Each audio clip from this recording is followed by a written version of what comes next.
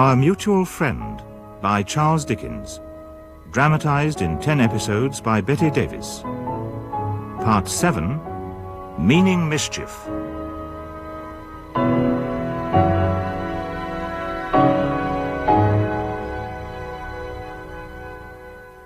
After Mr. Boffin had left them, the friendly movers eyed one another cautiously as dogs do after a growl and a scuffle. In the weak eyes of Venus there was a marked distrust of Wegg. In the hard ground face of Wegg there was a politic conciliation which had no spontaneity in it. Brother, you were right, and I was wrong. I forgot myself. What a speaking countenance is yours. But clearly I know what question your expressive features puts to me. What question? Why didn't I mention sooner I'd found something? Says your speaking countenance to me. Why didn't you communicate that when I first came in? Why did you keep it back till you thought Mr. Boffin had come to look for the article? Now, you can't read in my face what answer I give. No, I can't. And why not?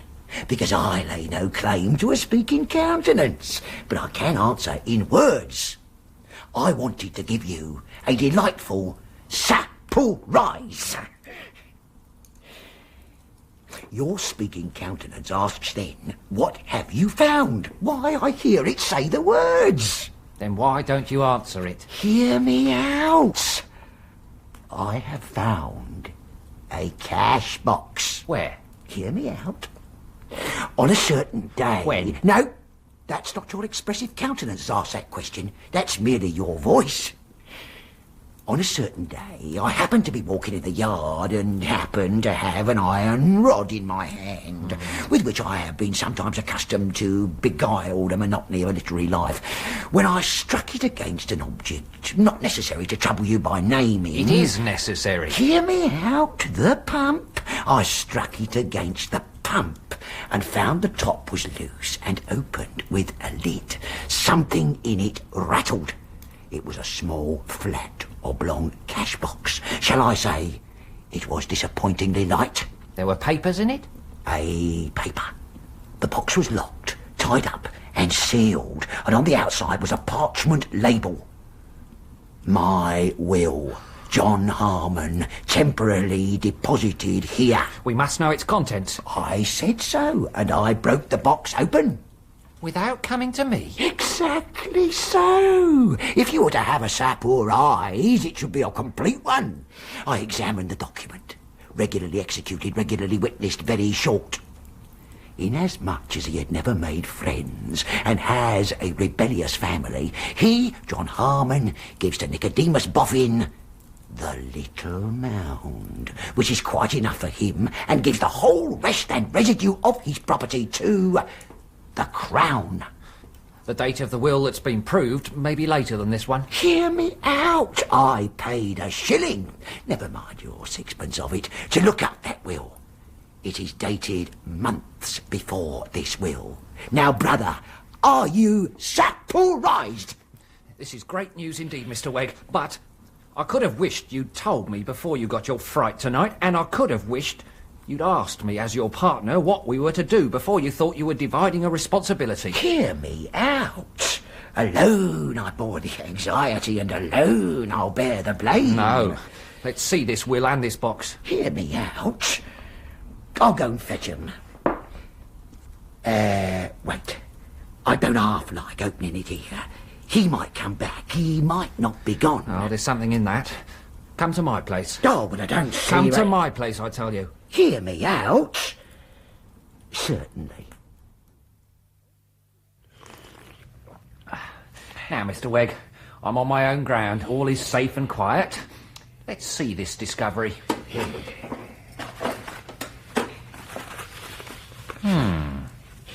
Was I correct in my account of it, partner? Partner, you were. So, let's lock it up again. No, sir. Do you know who's going to take care of this? I am. Oh, dear, no, partner. I am. I don't want any words with you, still less do I want any anatomical pursuits with you. What do you mean? I mean, although it's hardly possible for any man to feel in a more amiable state towards a fellow man than I do to you at this moment, I am, as I said, on my own ground. I am surrounded by the trophies of my art, and my tools is very handy. What do you mean, Mr. Venus? The shop is crammed and I don't want any more trophies of my art, but I like my art and I know how to exercise it. That lovely specimen behind the door still wants a pair of arms.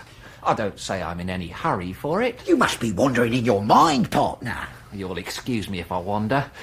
I know how to exercise my art and I mean to have the keeping of this document. Partner, I propose that we cut it in half and each keep a half. Oh, that won't do. It might seem to be cancelled. Don't your speaking countenance say you're going to suggest a middle course? No. You've kept this paper from me. You'll never keep it from me again. You take care of the box and the label, but I'll take care of the paper. What is life without trustfulness? You're welcome to it, partner, in a spirit of trust and confidence.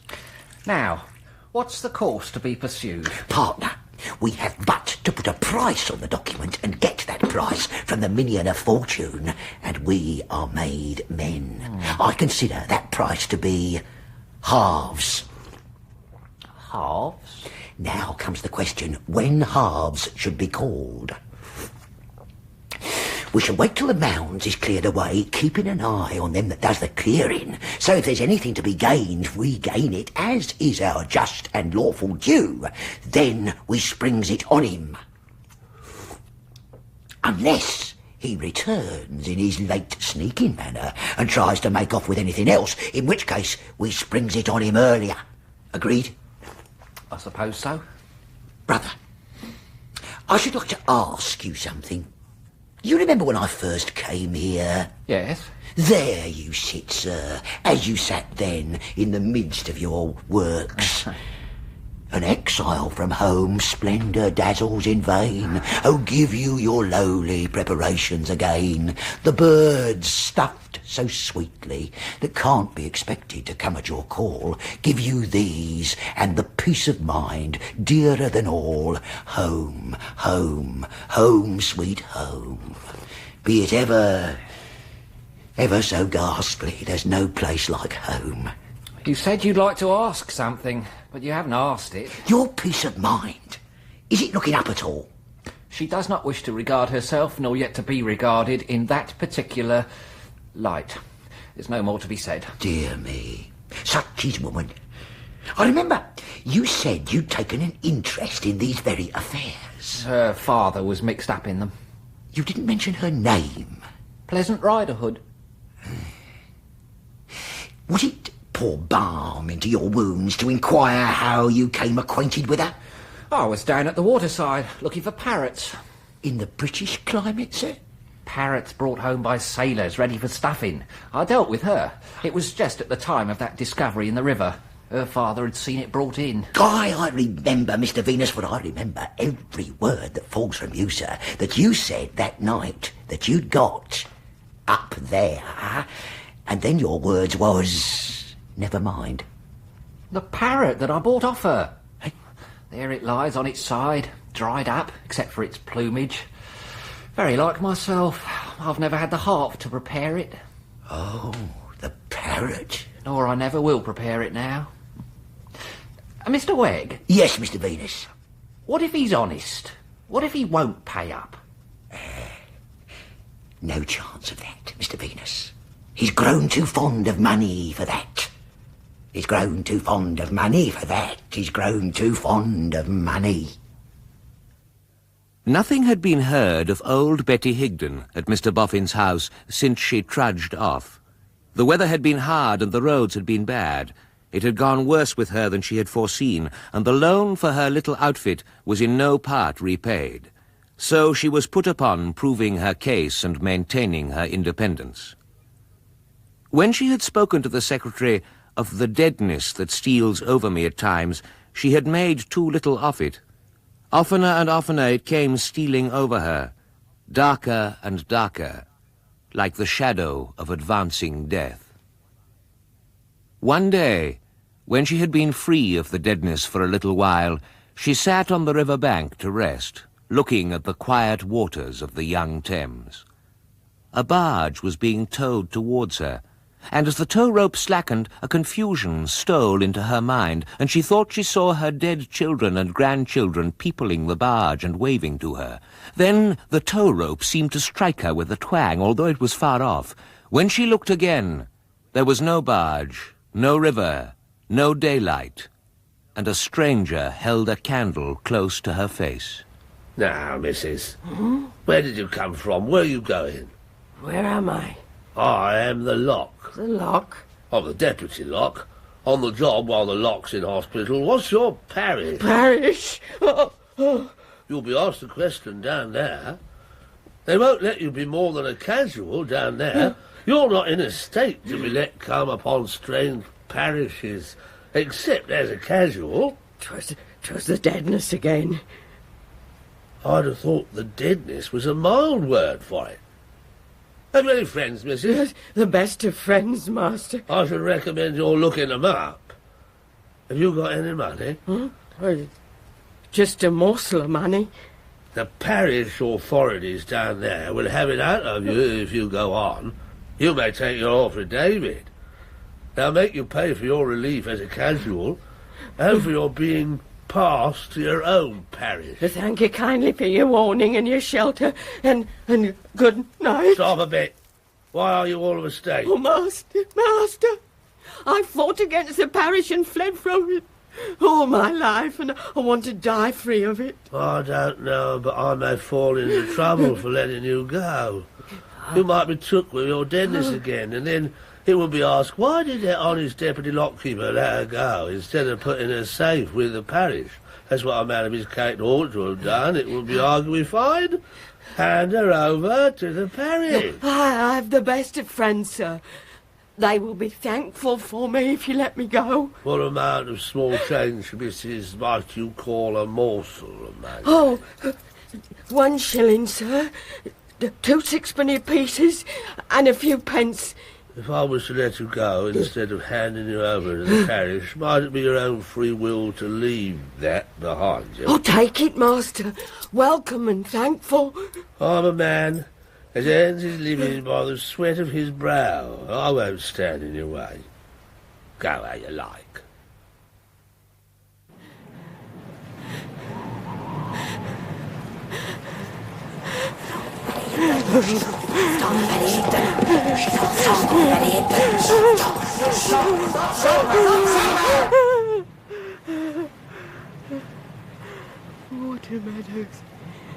Watermeadows, and a great building, lighted windows. Here, beneath this tree. Oh, the Lord has helped me. When I am found, it will be by some of my own sort. The working people who work among the lights yonder. Oh, I am thankful for all.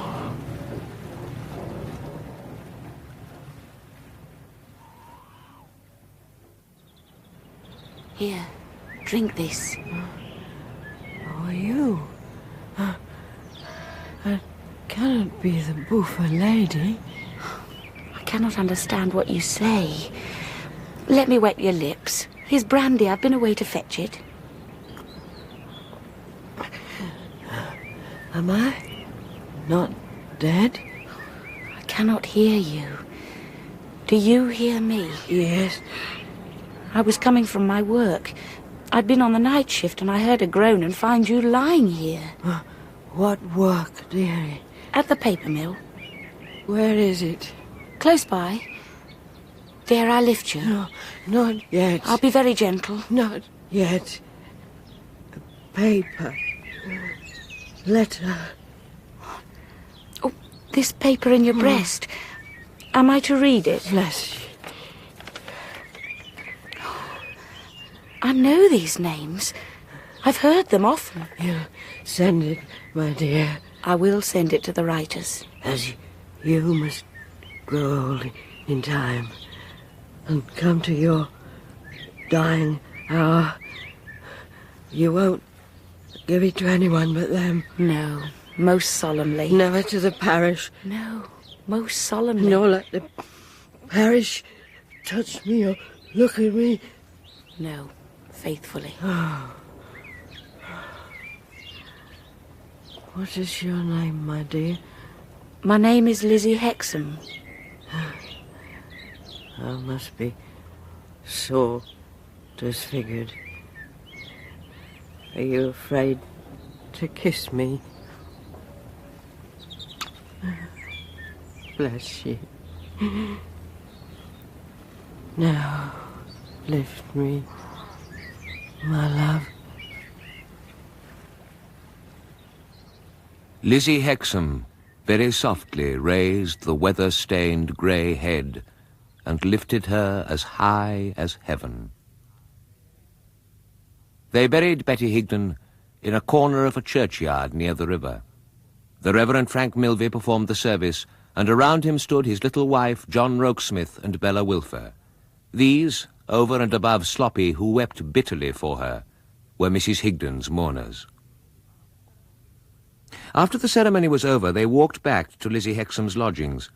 She had faithfully carried out her promise and written to Mr. and Mrs. Boffin to tell them what had happened and ask for their instructions. Bella and the secretary observed Lizzie carefully because of her connection with both their lives. Both had expected to see something very different from the real Lizzie Hexam, and so she became the unconscious means of bringing them together. The mill bell called Lizzie away, the Milveys were occupied in the village, and Bella and Rokesmith were left together, standing rather awkwardly in the little village street that led down to the river. Mr. Rokesmith, hadn't we better talk about the commissions we've undertaken? By all means.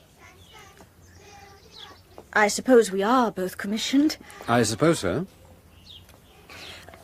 Mrs. Boffin asked me to come here to give her my small report. It isn't worth anything except that it's a woman's, on Lizzie Hexam. Mr. Boffin asked me to come for the same purpose.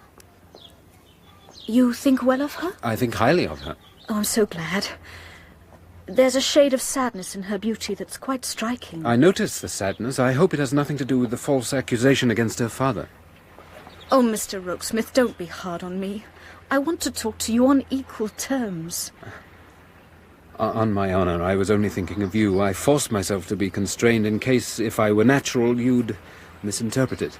There, it's gone. Thank you. Forgive me. No, forgive me.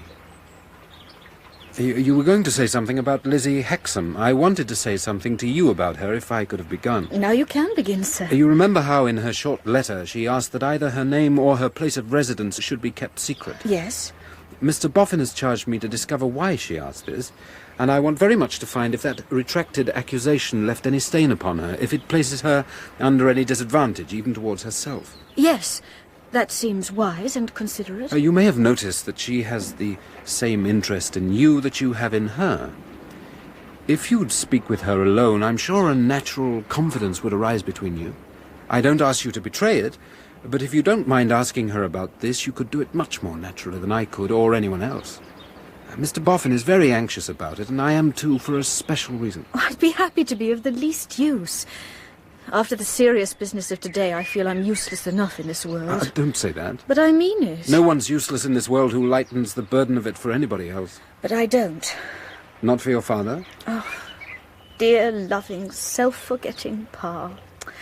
Oh, yes, he thinks so. It's enough if he only thinks so. I don't like to hear you depreciate yourself. Mr. Rokesmith? Yes. It's so long since we spoke together naturally that I feel embarrassed in saying this, but... Mr. Boffin. Yes? You know I'm very grateful to him. You know I respect him, and I'm bound to him by his generosity. Unquestionably, and you're his favourite companion. That makes it difficult to speak of him. But...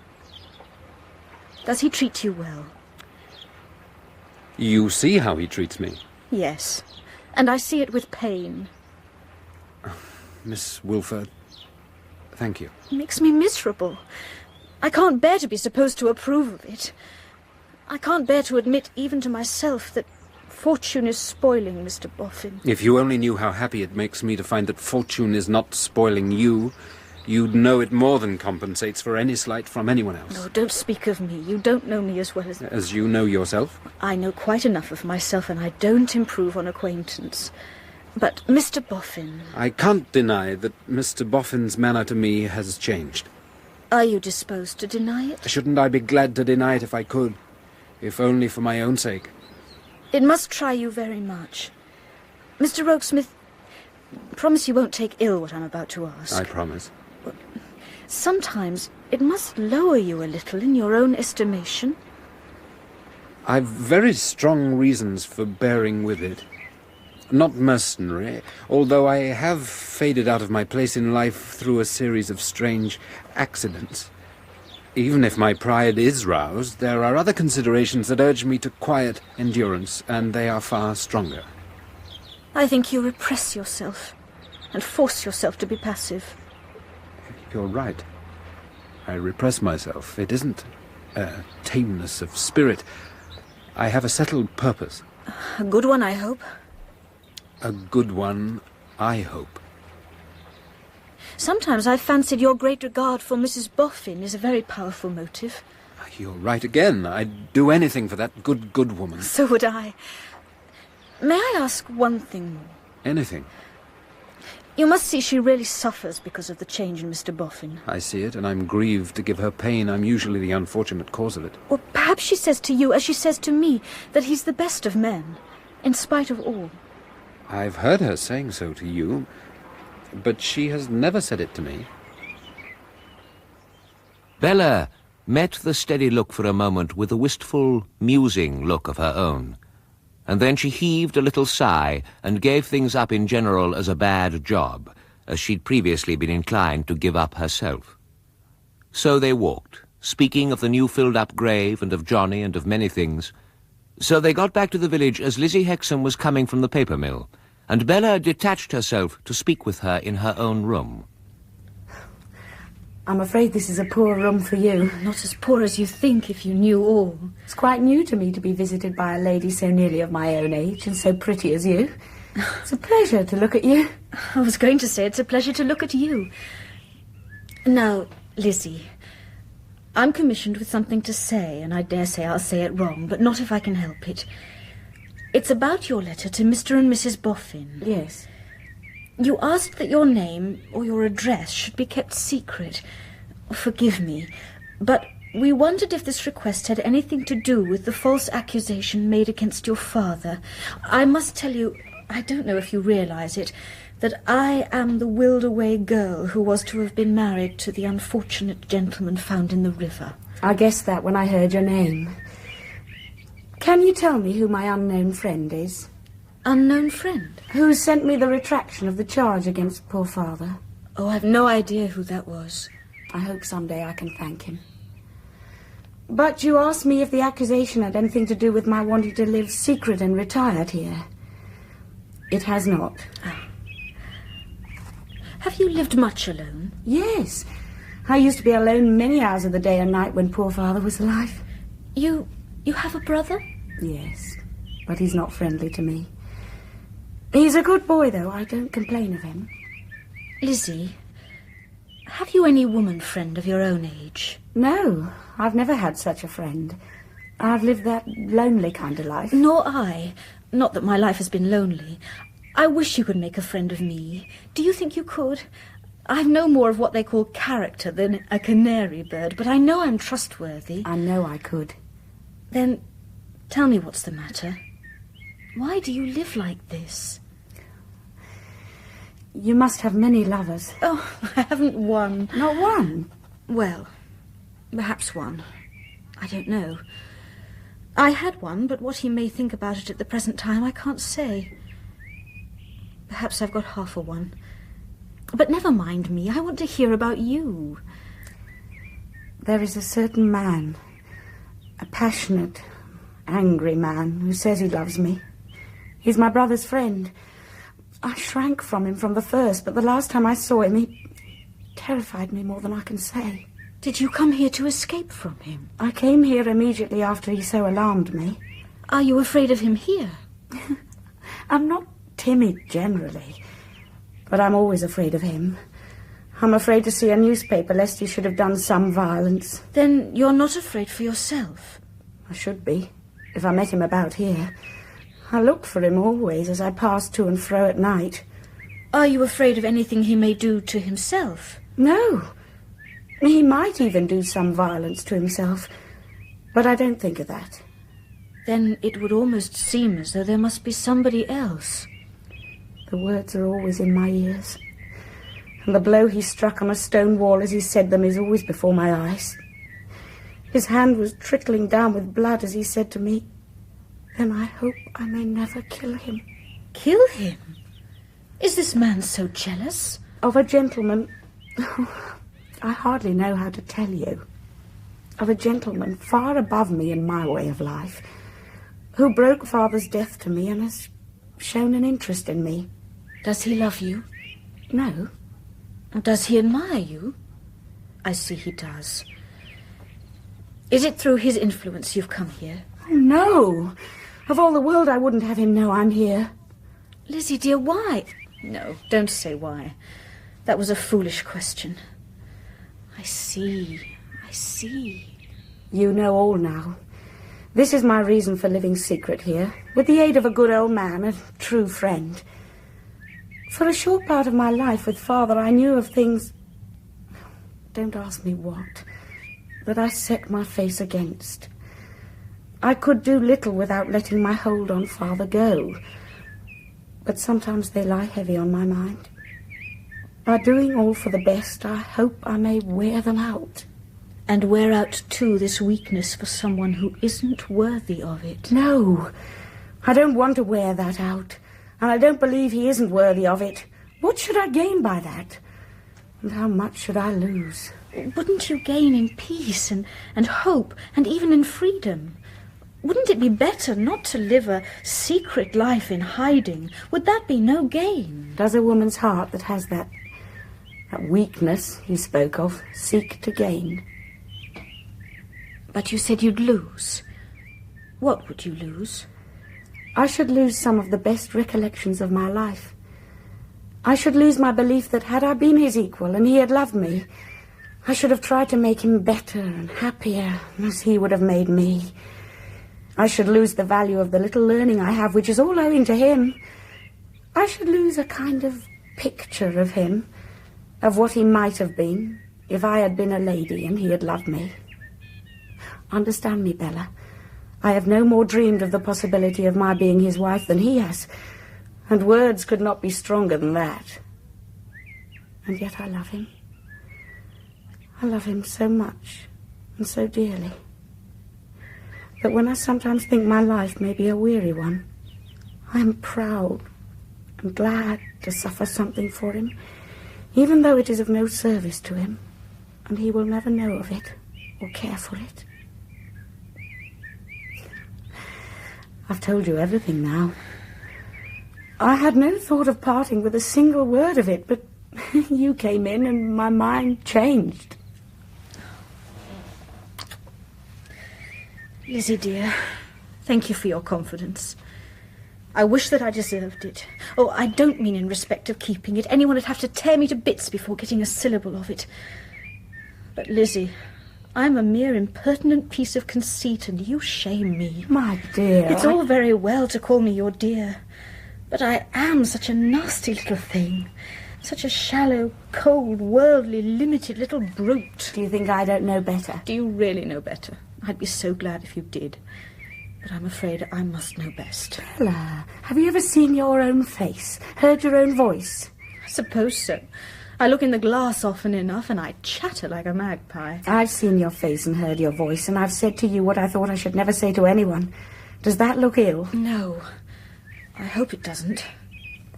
I used to see pictures in the fire. Shall I tell you what I see down there? Where the fire is glowing? A limited little brute. A heart worth winning and well won. A heart that once won goes through fire and water for the winner and never changes. Girl's heart? Yes. And do you know to whom it belongs? It's yours? No. Most clearly and distinctly yours. So, Miss Wren, I cannot persuade you to dress me a doll? No. If you want one, go and buy one at the shop. And my charming young goddaughter down in Hertfordshire Humbugshire, you mean? is to be put on the cold footing of the general public and derive no advantage from my acquaintance with the court dressmaker. The court dressmaker knows your tricks and your manners. You can tell your charming godchild so with my compliments. For 5 shillings? It's only 5 shillings. Please. Oh, you disgraceful boy. Listen to your teeth chattering. I wish they'd all drop down your throat and play dice in your stomach. 5 shillings indeed. How many hours do you suppose it costs me to earn 5 shillings? And don't you cry like that after I doll at you. 5 shillings. I'd give the dustman 5 shillings to carry you off in a dust cart. Look at him. He's enough to break a parent's heart. If he's no consideration for his liver, has he none for his mother? Consideration? Oh, don't. Oh, I can't bear to look at you. Make yourself useful and get my bonnet and shawl. Bonnet. And I must see your back before I go, Mr. Rayburn. Let me tell you first, it's no use you paying visits to me. You won't get what you want. A doll's dress? Are you so obstinate? I am so obstinate about a doll's dress or address. Get along and give it up. Bonnet and shawl. Give him to me and get back in your corner, you naughty old thing. And you sit there till I come back. If you dare to move out of your corner for a single instant while I'm gone, I'll know the reason why. Mr. Rayburn, you're still here? My compliments, Miss Wren. I am gone.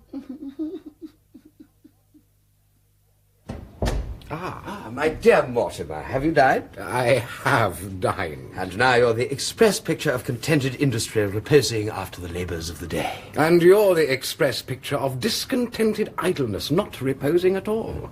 Where have you been? About town. I've turned up now to consult my highly respected solicitor about my affairs. Oh, your affairs are in a bad way, Eugene. Huh?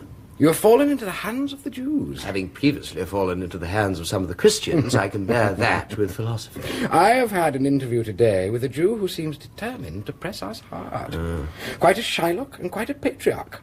A picturesque, grey-headed and grey-bearded old Jew with a shovel hat and a gabardine. Not my friend, Mr. Aaron. He calls himself Mr. Rear.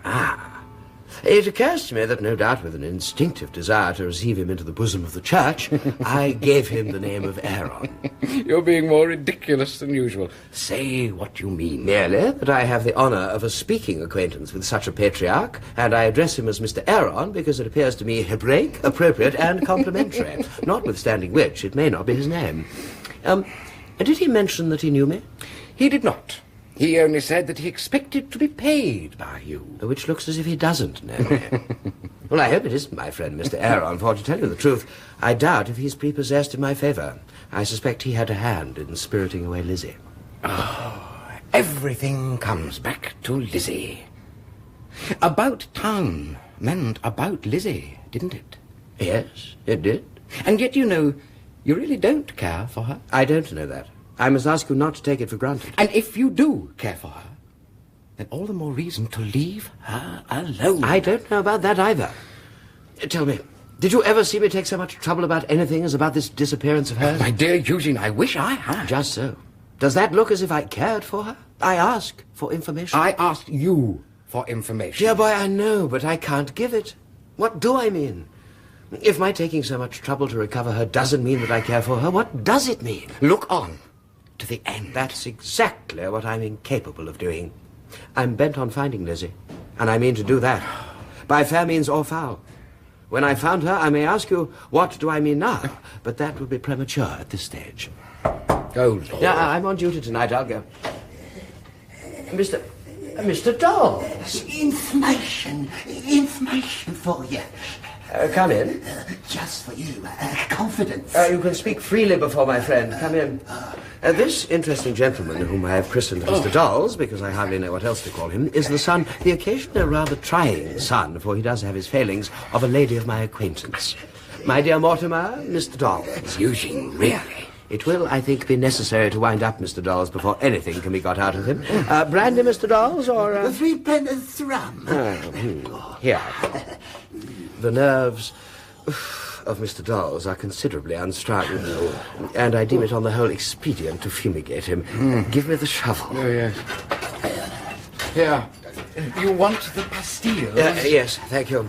And now lay one upon the ashes, so, and we wave it in supplication before our friend.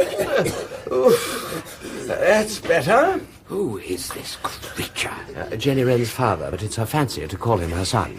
Why does he come to see you? We shall see. State your business, dolls.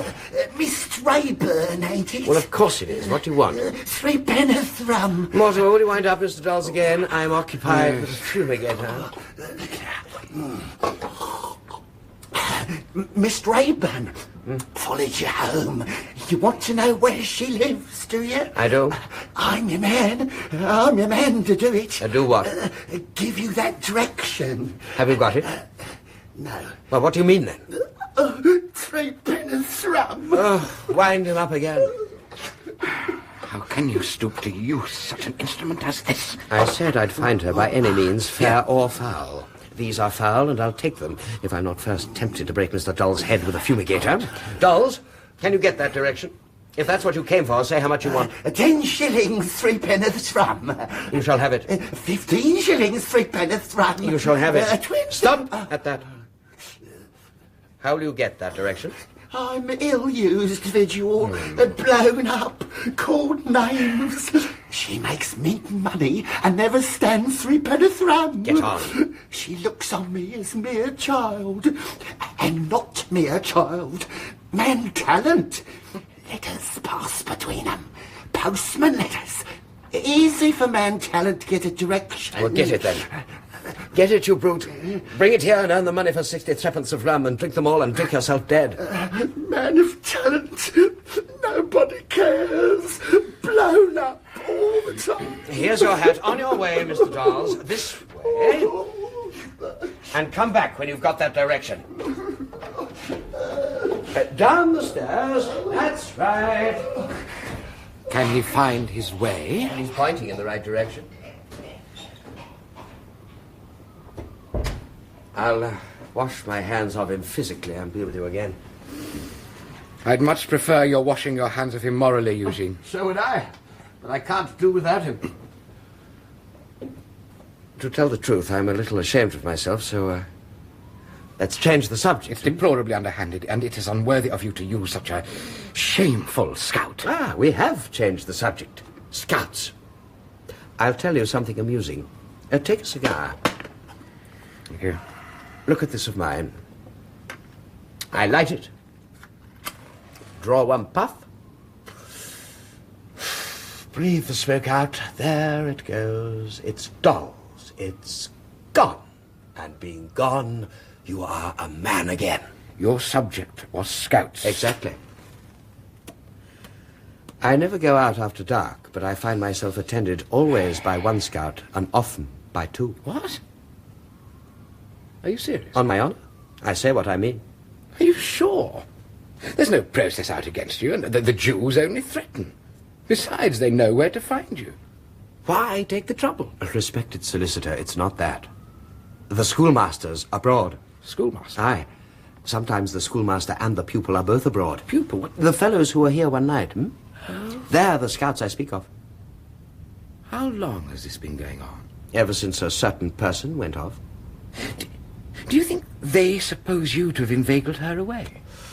I really haven't had leisure to think about it. But have you asked them what they want? Have you objected? I'm indifferent to what they want. I don't object. Oh, you are in your most reckless mood. There is, I grant you, something ludicrous in the situation. However, as I object to occupying a ludicrous position, I transfer that position to the scouts. What do you mean? I goad the schoolmaster to madness. I make him ridiculous and aware of being ridiculous. What? I do it thus. I stroll out after dark and furtively look for the schoolmaster. Sooner or later I see him. Sometimes with his pupil, more often pupil-less. And then I tempt him all over London. Do you mean you believe he's watching now? I haven't the slightest doubt he is. Have you seen him tonight? I forgot to look, but I dare say he's there. Come with me and enjoy the pleasures of the chase. Oh. It'll do you good. But Yes? Oh, very well. Bravo! Or if yoicks would be in better keeping, consider I said yoicks. So, we trim the lamp and take the field. Does it occur to you that the boys of Merry England will begin to deteriorate in an educational light if this lasts long? The schoolmaster can't attend to me and the boys, too. Right. Get your wind. I'm off. And at what a rate he went, and then lounged and loitered to put the schoolmaster's patience to another kind of wear. Lightwood was astonished that so careless a man could be so wary, and so idle a man could take so much trouble. At last, in the third hour, when he brought the poor dogging wretch round again into the city, he twisted Mortimer up a few dark enclosures, twisted him into a little square court, twisted him sharp round again, and they almost ran against Bradley Headstone. Looking like the hunted, not the hunter, white-lipped, wild-eyed, seared with jealousy and anger, and torturing himself with the conviction that he showed it all and they exulted in it, he went by them in the dark. Like a haggard head suspended in the air, so completely did the force of his expression draw the eye. After the Temple Gate closed on Rayburn and Lightwood, he lingered opposite, possessed in his jealousy of the fixed idea that Rayburn was in the secret.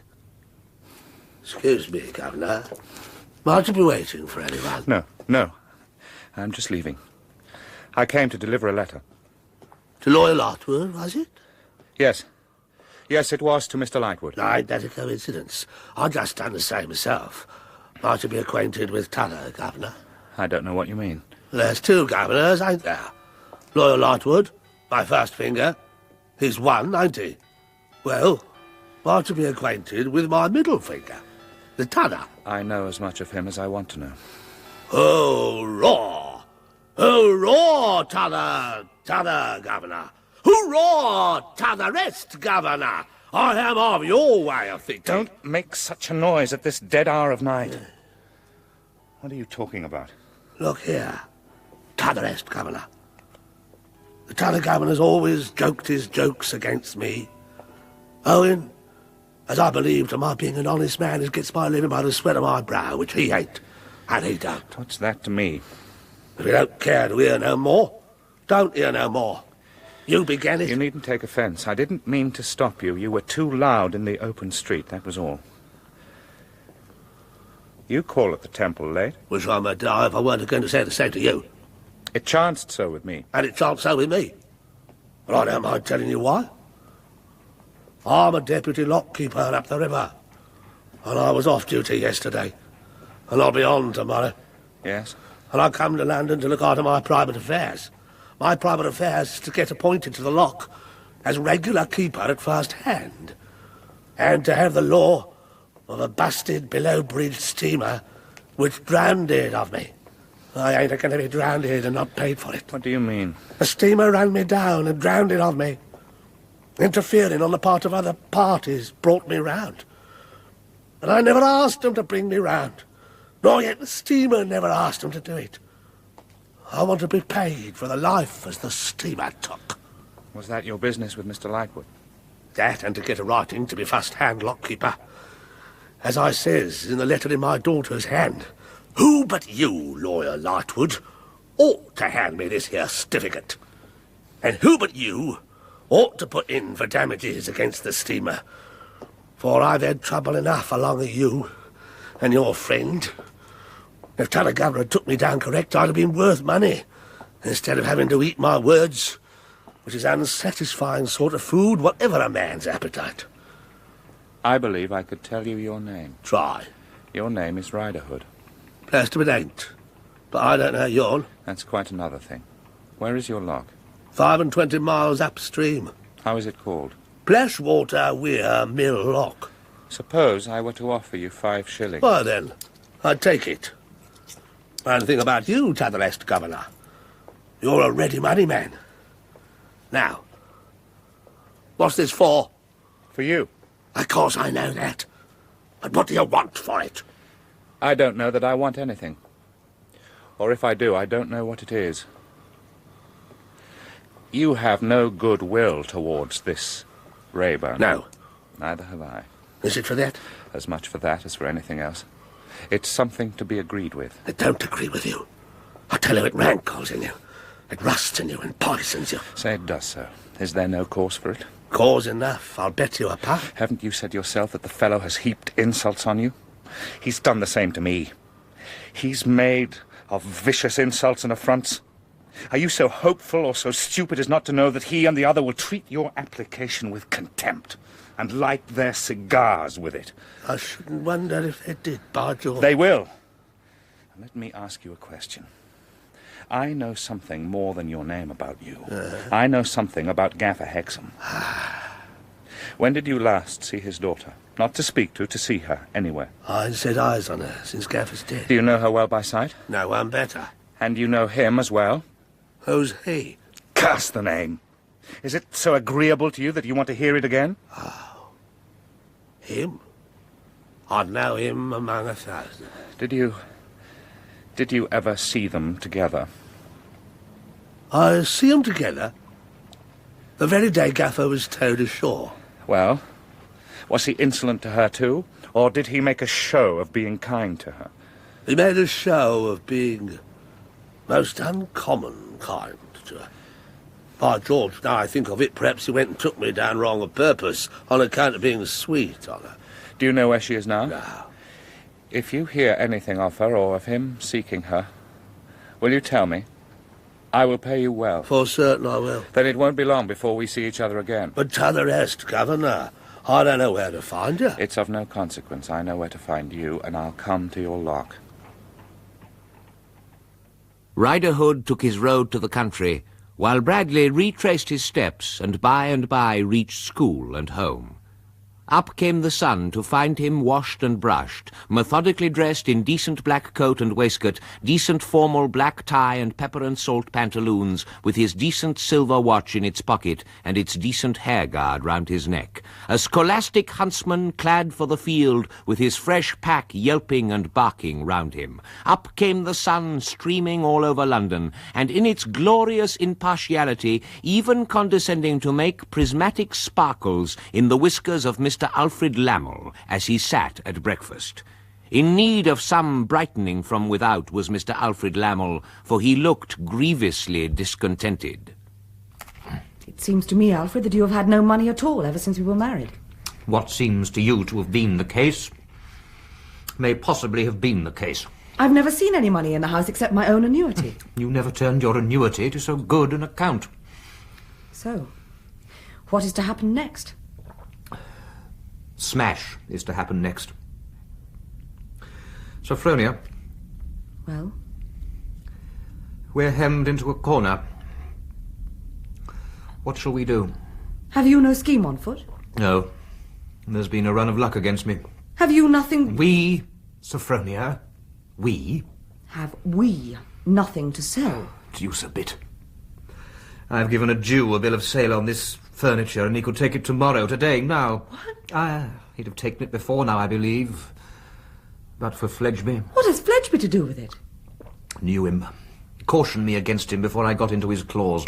Do you mean Fledgeby has softened him towards you? Us, Sophronia. Us. I mean the Jew hasn't yet done what he might have done, and Fledgeby takes the credit for getting him to hold his hand. Do you believe Fledgeby? I never believe anybody. I never have, my dear, since I believed you. But it looks like it. If we could have packed the brute off with Georgiana. But that's spilt milk.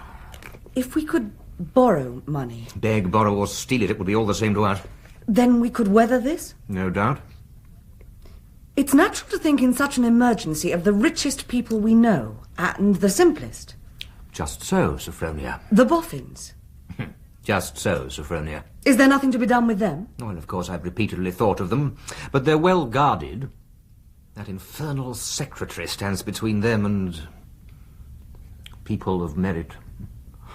If he could be got rid of... Take time, Sophronia. If working him out of the way could be presented in the light of a service to Mr. Boffin. Take time? Lately, the old man's turned very suspicious and distrustful. Miserly, too, which is unpromising for us. Nevertheless, take time. Suppose my conscience... And we know what a conscience it is, my soul. Suppose my conscience shouldn't allow me to keep to myself any longer what that upstart girl told me of the secretary having made a declaration to her. I rather like that. Suppose I so reported it to Mr. Boffin as to insinuate that my sensitive delicacy and honour... Very good, Sophronia. As to insinuate that our sensitive delicacy and honour would not allow us to be silent partners to so mercenary and designing a speculation, and so gross a breach of faith to his confiding employer. Once more, I rather like that. I agree he's well guarded. But if this led to his discharging his secretary... I begin to like this very much. Do you think you might replace the secretary? Not impossible. It might be skillfully led up to. Mr. Lamel would be delighted to do anything in his power. Mr. Lamel, who has managed my own little fortune so admirably, but who, to be sure, began to make his reputation with the advantage of being a man of property, above temptation and beyond suspicion. Good, very good. But you've omitted something. We might oust the girl herself. No. She has an immensely strong hold on both of them. We must accept her. So be it. But always remember, we don't want her. Now, the only question is, when shall I begin?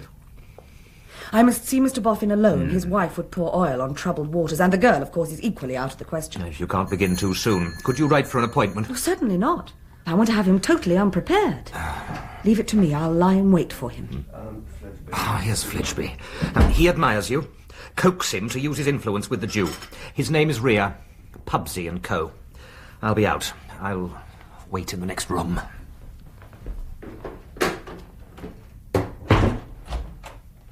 Mr. Fledgeby. Why, Mr. Fledgeby. Mrs. Lamb. I am so glad to see you. My poor dear Alfred, who's greatly worried about his affairs, went out rather early. Do sit down. Thank you. Dear Mr. Fledgeby, it was needless to mention poor Alfred's worry. He's told me what a comfort you've been, what a great service you've rendered him. Eh? Oh, I didn't know but that Lamel might be reserved about his affairs. Well, not to me. I am his wife. Yes, I always understood so. And as his wife, wholly without his knowledge, of course, I entreat you to continue that great service and use your influence with Mr. Rhea. The name I have heard Alfred mention tossing in his dreams is Rhea, is it not? The name of the creditor is Rhea, yes. St. Mary Axe, Pubsey and Co. The pleading of the feminine, Heart? No, gender, is what a man is bound to listen to. I wish it rested with me. But this Rhea is a nasty one. Please try again, dearest Mr. Fledgeby. You see, there is a distant break in Alfred's horizon. There are prospects which might change the aspect of his present trouble. Oh, then you think if Lamel got time he wouldn't burst up? To use an expression which is adopted in the money market. Truly, yes. That makes all the difference. I'll make a point of seeing Rhea once more. Blessings on you, dearest Mr. Fledgeby. Not at all. Your hand, Mrs. Lamel. May I imprint a 1 upon it? Good morning. I can depend upon your promptitude. You can depend upon it. Judah! Sir? Judah! What are you up to there? Sir? Hello! You mean Mischief, Jerusalem. Oh, you sinner. You're going to act on that bill of sale at Lamel's, aren't you? You won't be put off for a single moment. Here's your hat. Oh, thank you. Am I... You've been told he might pull through it if you didn't get on to him, but it's not your game that he should pull through it. Oh, Jew. Do I go, sir? Asks me if he's going, as if he didn't know his own purpose, as if he hadn't got his hat on already. Do I go, sir? Do you go? Yes, you do go. Toddle, Judah.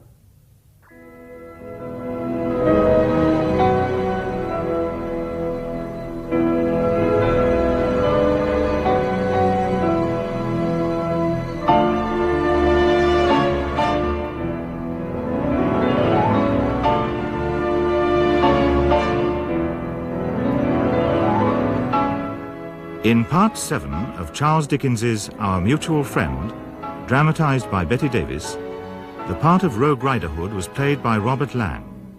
Bradley Headstone, Tom Wilkinson, Betty Higden, Pauline Letts. Lizzie Hexam, Janet Moore, John Rokesmith, Michael Kitchen, Bella Wilfer, Pippa Guard. Jenny Wren, Angela Pleasance, Mr. Dolls, David Sinclair, Mr. Rhea, Cyril Shaps, Mr. Fledgeby, Bill Nye, Alfred Lamell, Brett Usher, Sophronia Lamell, Maggie McCarthy, Silas Wegg, Douglas Livingstone, Mr. Venus, John Strickland. And the narrator was Simon Cadell. The director was Jane Morgan.